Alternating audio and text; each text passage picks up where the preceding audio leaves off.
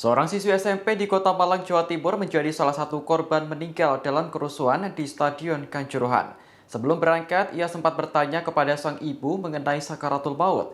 Kini sang ibu menyesal telah mengizinkan anaknya menonton sepak bola yang berujung tragedi mengerikan itu. Balkis tak bisa menahan kesedihannya saat menceritakan kembali peristiwa yang merenggut nyawa anaknya, Najwa Salva Abdillah. Ia mengaku mendapat kabar anak pertamanya itu meninggal dari teman-teman korban yang mengajak menonton di stadion.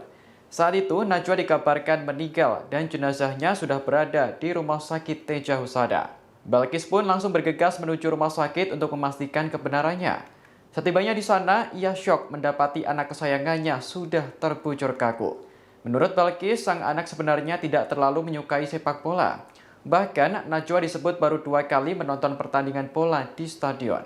Balkis mengaku sempat melarang sang anak pergi ke Stadion Kanjuruhan untuk menonton laga Arema FC melawan Persebaya pada Sabtu 1 Oktober lalu. Namun karena sudah terlanjur dibelikan tiket oleh teman-temannya, ia pun akhirnya mengizinkan.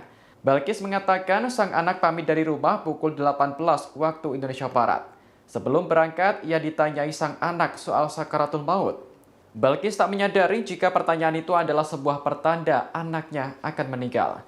Adapun hal ini diceritakan Balkis saat rumahnya dikunjungi KSAD Jenderal TNI Dudung Abdurrahman dan Presiden Arema FC Gilang Widya Pramana. Dalam kesempatan itu, Dudung menyampaikan bela sungkawa atas meninggalnya Najwa.